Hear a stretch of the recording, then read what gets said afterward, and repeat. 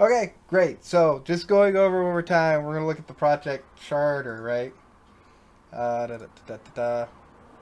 So we're doing the 8 generation genealogy sheet, right? So within an LDS ward, create and hold a 3 month genealogy challenge. Have we figured out who our pigs and chickens are? Yeah, so we talked about having anyone who is central to data collection or motivating people to be a pig. So project managers, the bishopric of the ward, and any family history advisors that are called to work in the family history center. Yep. Chickens are ward members performing the genealogy work, recipients of the work, and any families related to the deceased recipients of ordinances.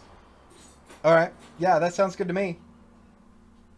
So real quick here, we'll go ahead and look over here. Now I've already made an adjustment to the backlog since we were talking about it. So if everybody agrees, we're using the Fibonacci sequence to kind of determine the size of these user stories.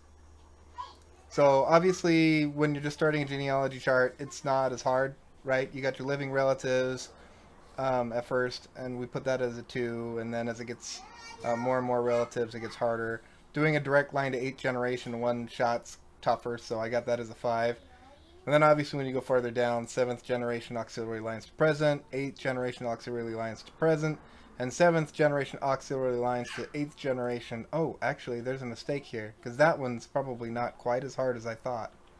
I'm going to go ahead and shrink this one a little bit. Does everybody agree with that? Yeah. Okay. So that It's one... all subjective, so keeping it high would be a good idea, even if you're going to shrink it a little bit. Gotcha. Oh, I wasn't in edit mode here. Sorry about that. All right, here we go. So I'll shrink that just a tad. So delicious. There we go. So I made it a 5. Great. All right, and the other ones kind of reflect the same thing. That looks really good. So that's our product backlog updated. It's also got our user stories in there. Some of these other features are just too small for us to really have to grow, so we'll stick those in to stuff as they come up.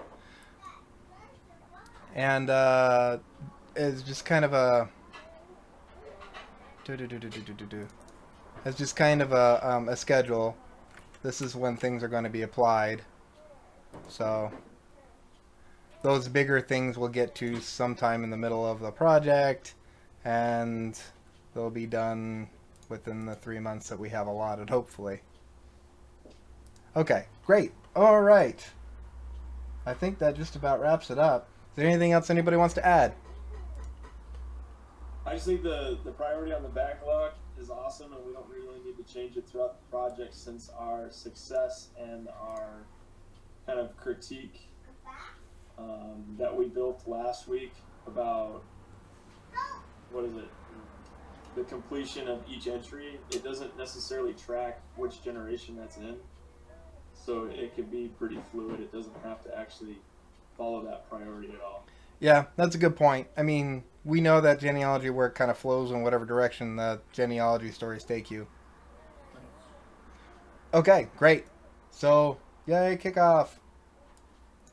See y'all later.